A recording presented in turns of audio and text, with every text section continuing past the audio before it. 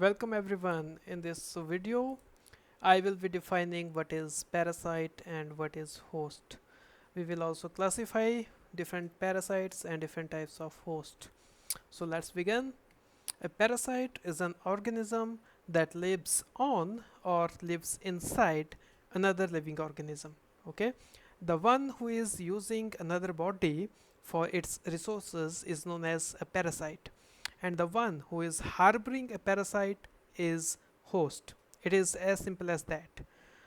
So question comes, why do a parasite needs a host? It needs a host for survival, for nutrition, and sometimes for reproduction. Okay, let's classify parasite on the basis of its lifestyle, on the basis of its habit. If a parasite lives on the surface of host's body, it is ectoparasite. If it lives inside the host body, it is endoparasite. Okay, endoparasite has different subclassifications, like if it can exist without the need of host. If it cannot exist, it is obligate parasite, and if it can exist and live freely without any host, it is facultative parasite. If it infects other than the normal host, for example, we have some kind of parasite who normally infect a dog, but for some reason it starts infecting human. In such case, it is accidental parasite. If in case a parasite infects a host in some unusual site which leads to cessation of its development, it cannot develop any further. Such a condition is aberrant parasite. Okay, and the last category is a free living parasite which accidentally becomes parasite. Normally they are free living. In case of ectoparasite, they do not invade host body. They live on the surface of host body. So they can live on skin, they can live in hair, they can live in external openings, but never the internal organs. Most common example is this head lice or lice in various animals including humans. Fleas, which were responsible for bubonic plague. So both of these are good examples of ectoparasite. In case of endoparasite, they invade host body. They can exist in tissues, they can exist in blood, in gut, like organs like liver, spleen, and sometimes in specific cells. Okay, we talked about subclassifications of endoparasites. So let's talk about some examples. In case of malaria, Plasmodium infects red blood cells and some related organs. Okay, so it is obligate parasite because Plasmodium cannot complete its sexual reproduction without a host. In case of facultative parasites, we have Naegleria fleuri. It can live freely, but in certain conditions, it can invade different hosts. In case of Echinococcus granulosus, it usually infects dogs. When it starts infecting humans, it is accidental parasitism. In case of Toxocara canis, this is also a parasite of dogs and animals, but sometimes it infects humans and cannot develop any further. So it is aberrant parasite. Aberrant parasites are the ones who cannot develop further due to unusual location of their invasion. In case of free living parasites, they can live freely in environment but can become parasitic if certain conditions are met.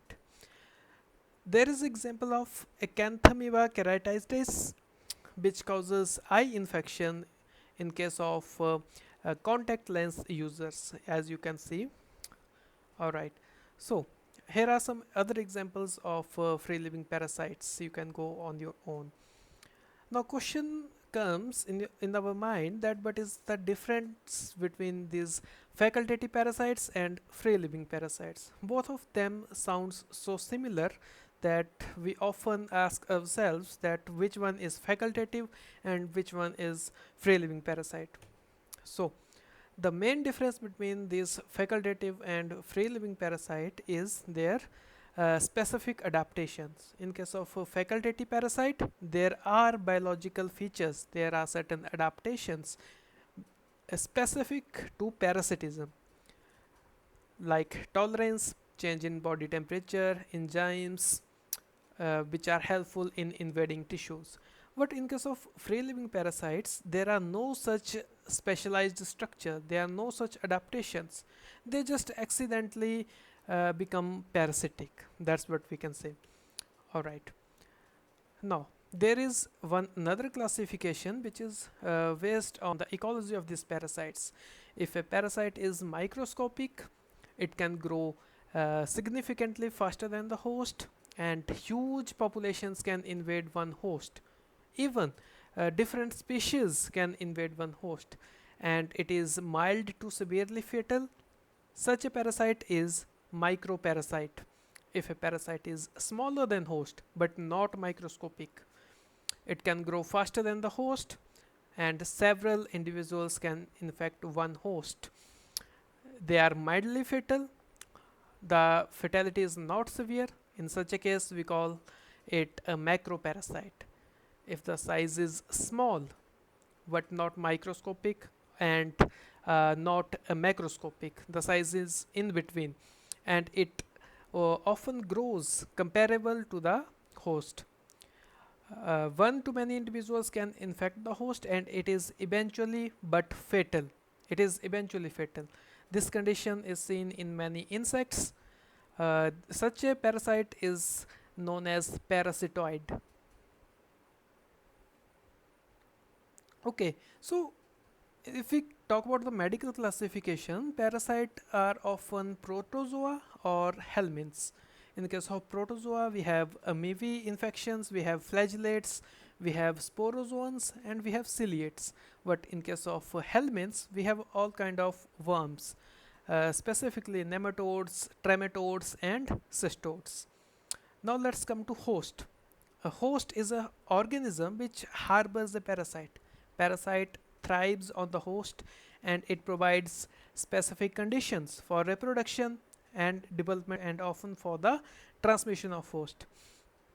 Let's talk about the classification of hosts. What are the different kinds of host? If in a host adult parasite undergoes sexual reproduction is the key, then that host is definitive host. If host is not allowing sexual reproduction but allowing the growth of larval stages, or allowing asexual reproduction, such a host is intermediate host. If host is not allowing the growth of larval stages, such an host is a paratenic host. The larval stages remain viable, but there is no further development. And if a host harbors the parasite, and it can act as a source for infection to other susceptible hosts, such a host is a reservoir host. And if a parasite infects a new host, or which is not the usual case, it is accidental host. Now we will start with definitive host. In case of humans, Taenia solium does its sexual reproduction inside human, so it is a definitive host for Taenia solium. In case of Anopheles mosquito, the Plasmodium, which is malarial parasite, does its sexual reproduction. So Anopheles mosquito is definitive host for Plasmodium, and human is definitive host for Taenia solium, which is pork tapeworm. Intermediate host. Now, what was the intermediate host? It will allow asexual reproduction but won't allow the sexual reproduction or sexual maturity. The most common example is again the same Taenia solium but inside pig. It completes its sexual reproduction in humans, that is why human is the definitive host and pig is the intermediate host. Now there can be multiple intermediate hosts such as primary, secondary, and so on in case of many organisms. Okay, paratenic hosts are often known as transport hosts because it does not undergo development but remains viable. Alright. For example, for fish tapeworm, fish acts as paratenic host. In case of reservoir host, rodents like mice can act as reservoir host for Leishmania donovani. Leishmania donovani causes fatal disease, which is Kala Azar. Now, this was a very basic introduction regarding the terms host and parasite. We will try to make videos on individual topics like malaria or Taenia solium infections, host parasite interactions, and all sorts of topics. So that's all for this video. Thank you.